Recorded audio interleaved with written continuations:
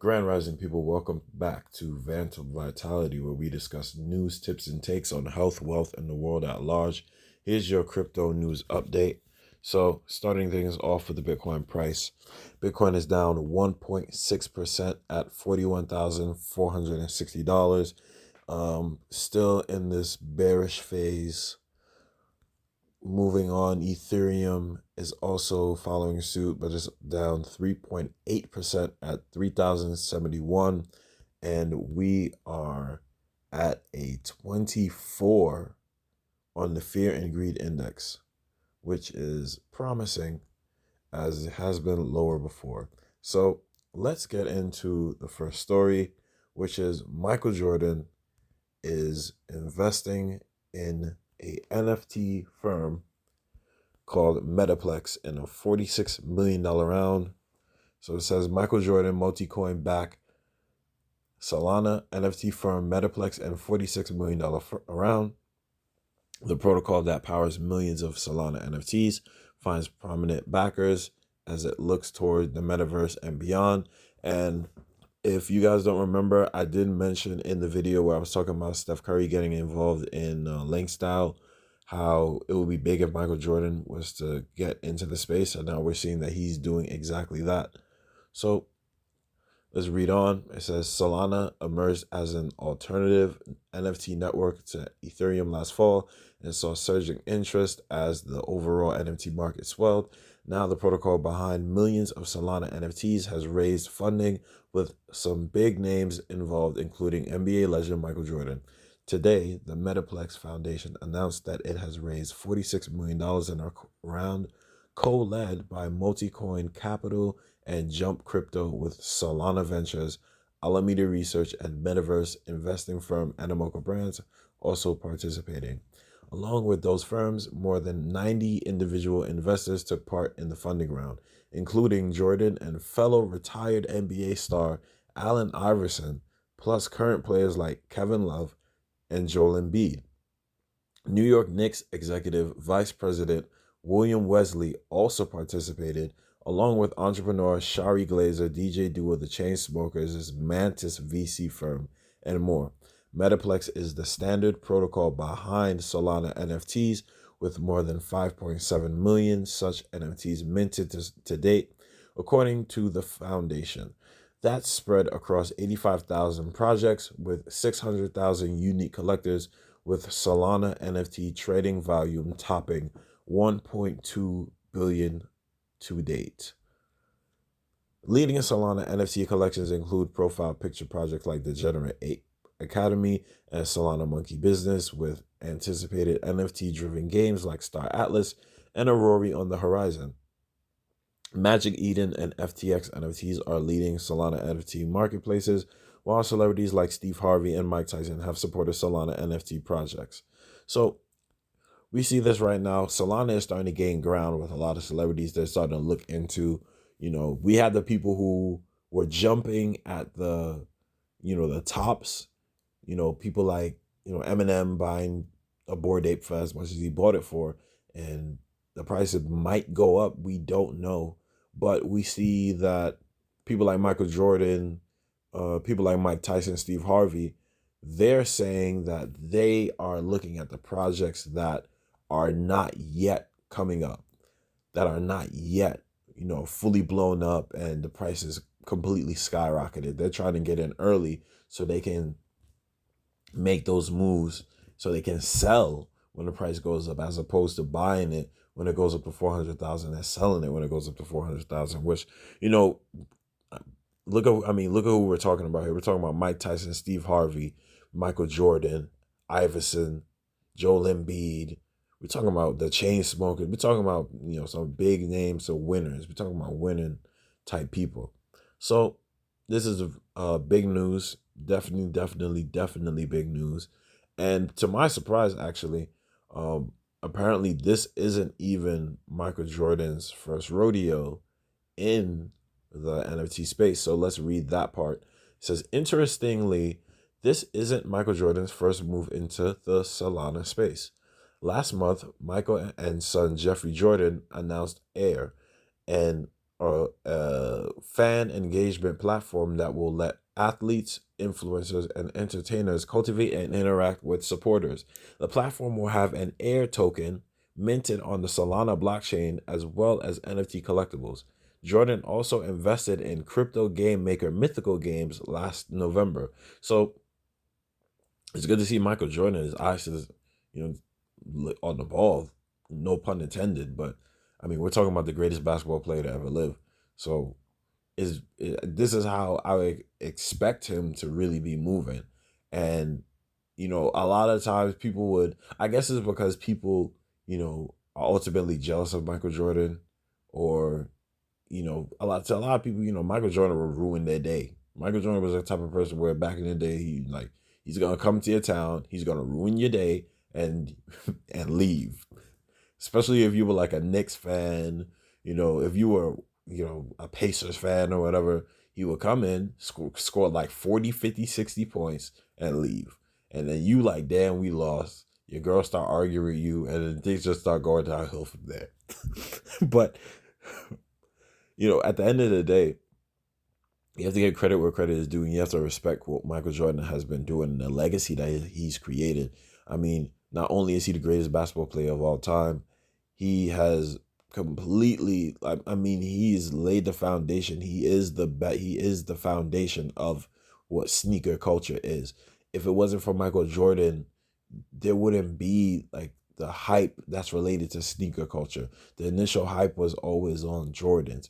When we look at, right now, him being the first ever, African, not the first African American, because Bob Johnson, he was the one who sold him the team, but he's the first ever athlete to then go and own a team in a major sport. We've never seen it in, whether it's Champions League, whether it's freaking, La Liga, whether it's NFL, whether it's MLB. We've never seen a player get to the level of ownership. And now we see that he owns the Charlotte Hornets, who is a promising team with a guy like LaMelo Ball, who is poised, to be honest with you. If he's doing this right now, I wouldn't be surprised to see LaMelo Ball win MVP soon. And with Jordan, as the owner of the team, he has that guy to go to really get that edge from. But LaMelo playing amazing basketball. He's damn near averaging a triple-double,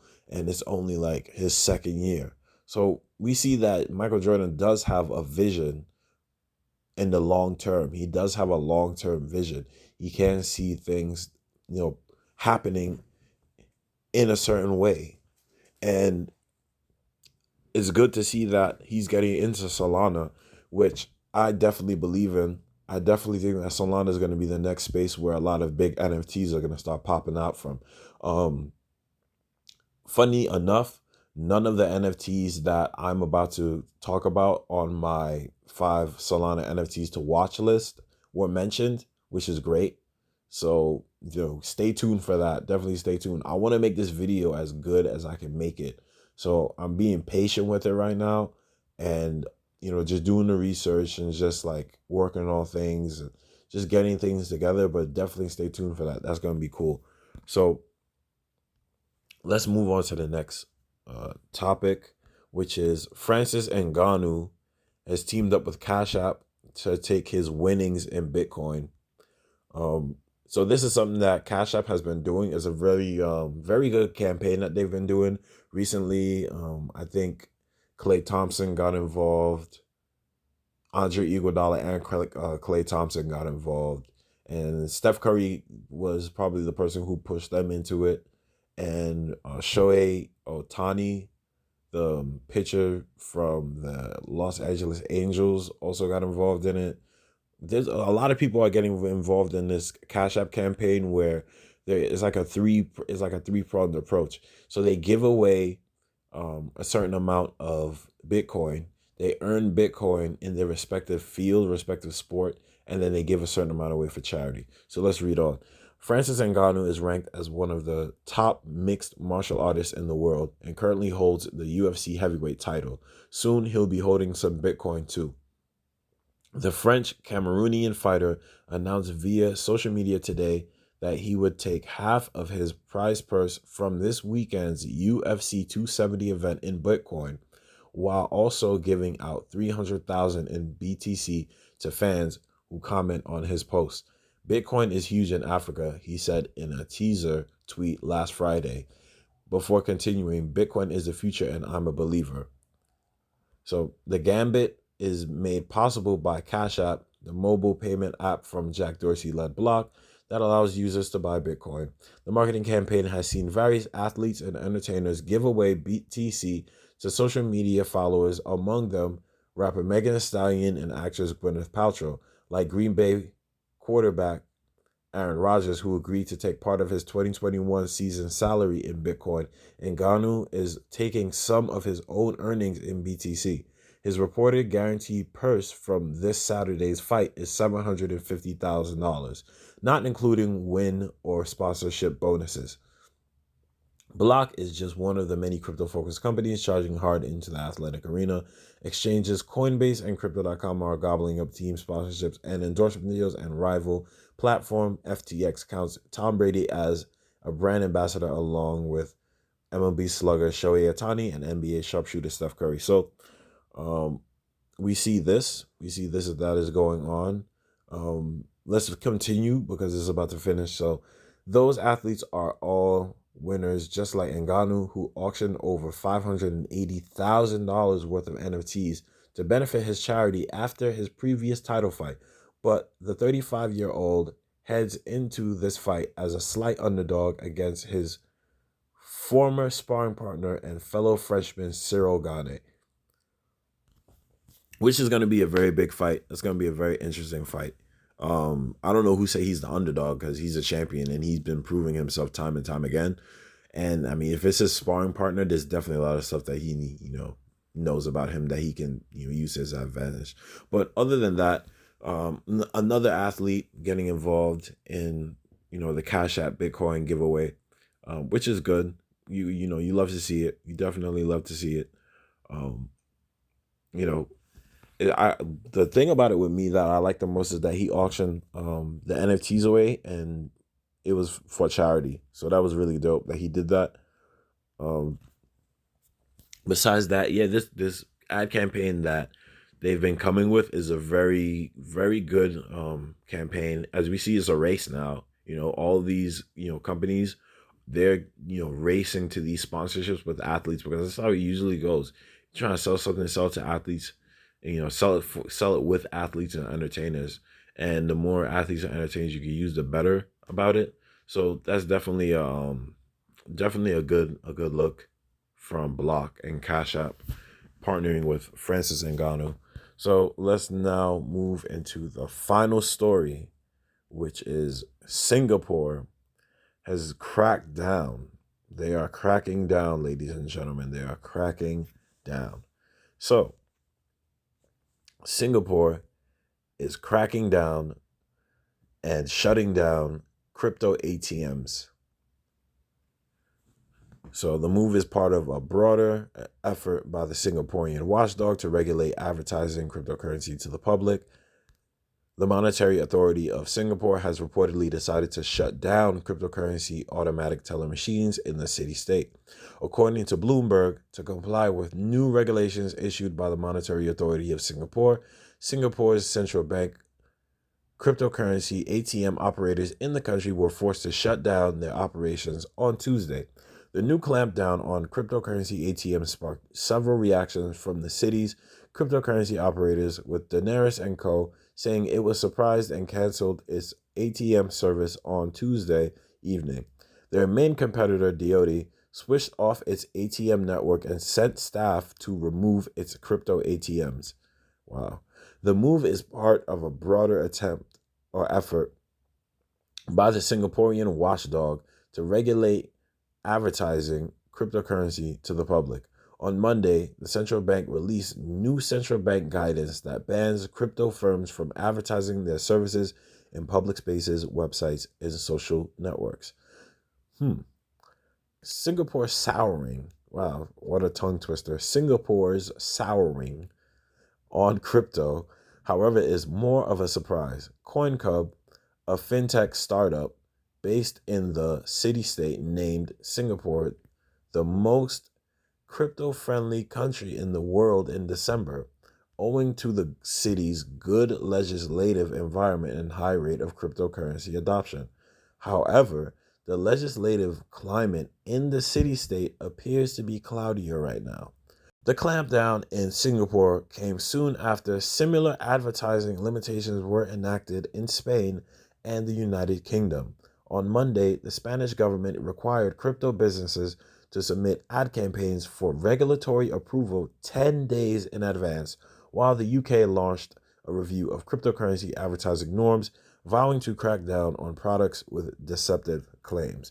So, this whole thing, honestly, is going to become a mess because we already had Facebook and Google banning, cryptocurrency ads, and then they lifted the ban on cryptocurrency ads. But now we're seeing countries like ban cryptocurrency ads and saying that they need 10 days in advance of regulatory approval for them to submit ad campaigns if they're a crypto business. But this is from the Spanish government. But it seems like Spain, the UK, and Singapore are all working in tandem to do this.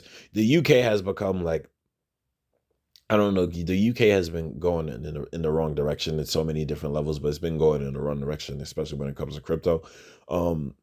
In my personal opinion, when it comes to the UK in general, I just think it's falling, it's crumbling, it's completely crumbling. You got the fiasco going on with Prince Andrew. I mean, everybody knows now that he was messing around with underage girls. Then we got the whole thing with Prince Harry, he's leaving, and Meghan Markle and all this. Then, we have all these crypto rules that they're coming with. The housing market is in shambles over there. Things are an absolute mess in the UK. So, I don't think Singapore should be following their lead on anything right now. And then we have Brexit, of course, and they're going to feel it when Brexit hits. They're going to really feel it when Brexit hits. They're going to really need that infusion. So I wouldn't be following the UK if I was Singapore. But the other thing about it is them, working with the central banks and, banning this and banning that. It's clearly showing that, the central banks are working with them. They have the power right now for the moment, and they're not going to let the power slip out of their hands so easily, is what I'm looking at and thinking about. They're not just going to let it slip out of their hands, because ultimately what we're talking about is the control of the money. And if the money goes back in the hands of the people, the people can decide what they want to do. And ultimately, when the people decide what they want to do, they don't have, their hands are not tied, and they're not forced to go to this bank or forced to go to that bank. But what I'm also thinking it might be is, a combination of things.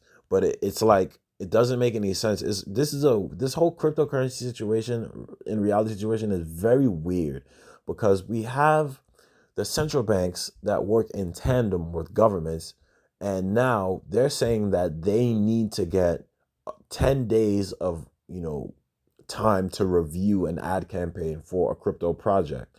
So anything that's serious, like the Nexos, the Celsiuses, anything that's like a lending platform that allows people to, take their own crypto wealth and then, put it on a cold wallet with that platform and then lend that out, they're going to honestly say no to those things. And then they're going to turn around and say yes more to like the frivolous things, like the little crypto games and NFT projects. That's what they're going to do. That's what this is really becoming now. This goes back to what I was saying before about governments being like parents of the people. It's like people have their own children, and they'll go in and follow the government like the government is their daddy, like it's daddy government. And it's just like how, I don't know if you ever seen it, our parents will be like, oh, like when they look at cops, and they'll say to their kid when it comes to the cop, they're like, he's the law outside of the house while I'm the law inside of the house, or some stupid corny shit like that. So it's exactly like that, and people don't really see that their level of autonomy is waning when the governments are thinking for them and telling them how to think and telling them how to do things and telling them that they can and they cannot do things, and using these like underhanded tricks and going around here and going around there and saying, oh, you need to do 10 days of a review so we can look at this. Like, you already know that they're not going. It is when you look at government and you look at gangster stuff and gangster movies, it's the same thing. You can literally watch The Sopranos and then turn on C-SPAN and then it's the same thing. The only difference is that they're more verbose and articulate about the way that they want to do gangster stuff, versus Tony Soprano going to tell you straight up the gangster stuff that he's going to do. So another gangster move by, a government, bullying the little guys, bullying the crypto ATM companies out of the way. We'll see how this plays out. And ultimately, it's about the people. The people have to decide. It's up to the people to say to themselves, yes or no, we're not having it. If you're not having it, speak up. But ultimately, I hope you've learned more today. And